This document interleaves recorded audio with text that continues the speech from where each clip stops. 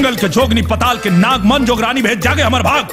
दुश्मन में बाप दुश्मन ही माई। जय हो बाबा मटू नाथ की दुहाई।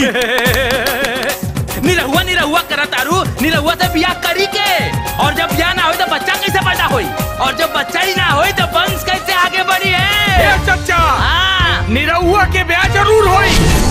शादी हमारा नचब तू लोग, हमार शादी है हम नचब। अरे बहुत तो बड़ी ना, ये बुलडोजर से तोर बेटा चपा के मर जाई भाई।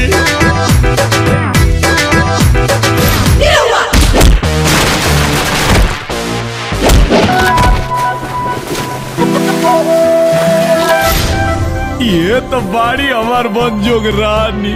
माई रे मिल गई लड़की हसीन, कैसे बताई हम बिया का मसीन।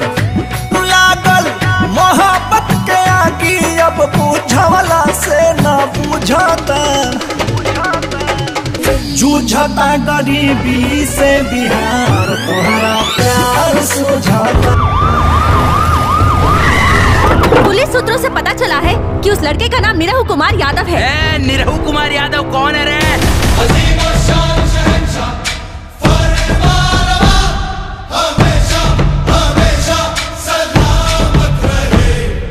तो हमारा गांव में कोनो काम 11 हाली कोई जाला तब सु बोला।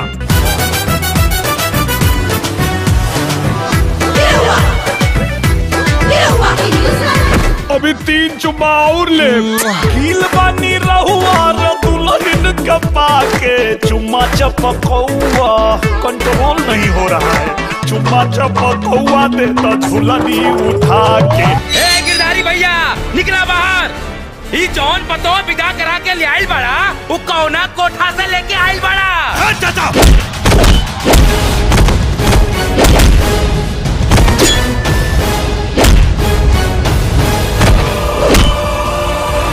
जाने क्या जादू किया, अब मोरा झूमे जिया, दिल बोले पिया पिया पिया पिया।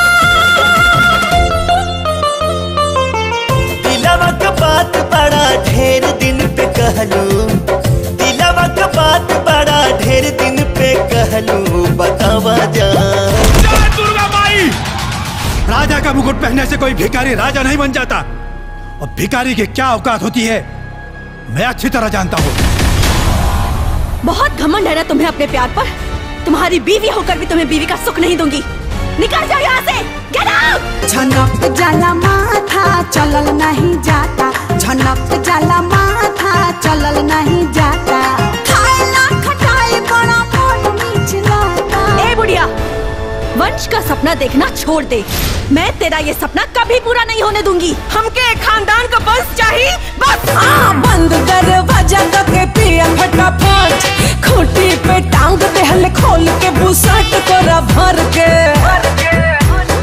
अभी भी हार मान ले, पोत ले कालिक अपने मुंह पर। देखो देखो निरहु। जी मैडम। मैंने पूछा मेरा कमरा किधर है? ये घर में तो हर कौन कमरा नहीं है। तो ठीक बा, हमारी सब बांट दो। का कहले तू? बांट दी। ससुर चौने लाठी मारा।